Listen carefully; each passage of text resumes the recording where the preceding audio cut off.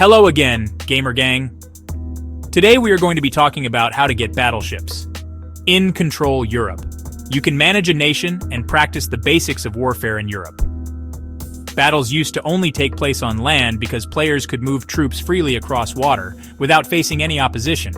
The strategic element of the game has been enhanced with the recent addition of battleships. Transport ships can now be intercepted and destroyed before attacking. This tutorial explains how to obtain and control battleships in Control Europe.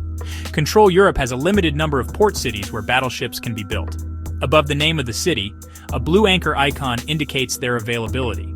They are very uncommon because they are only made in cities that are close to the water. In this Roblox experience, some nations like Italy and the United Kingdom start with a port city. You can either take control of their battleship building cities or play as these nations. In the latter case, you must annex the opposing nation in the game before you can build battleships.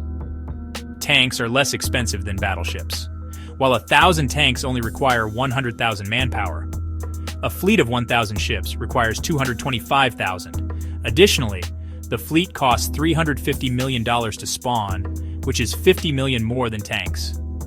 Nonetheless, battleships give their owner a clear advantage when adversaries attempt to launch an attack from across the ocean because they are the sole naval unit. The most effective way to establish dominion over the seas is with battleships. They save you from having to build infantry to halt invasions, bombard enemy ships, and stop any infiltration from the sea. If your battleships destroy the enemy's transport vessel before it reaches the shore, the enemy loses all of its troops. Battleships can also be used to exert pressure on a nation outside of naval conflicts.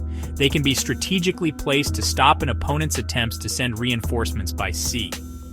Then, if you choose to start a battle, follow Control Europe's instructions to the letter. An orange circle on the interface indicates a battleship's bombardment range. As soon as an enemy ship enters the circle, it starts firing. However, it will not attack those ships that belong to a neutral nation or your allies. Deploy them independently to cover a larger sea area and increase your fleet's effectiveness. Additionally, make sure that at least one battleship unit controls access to your small island cities.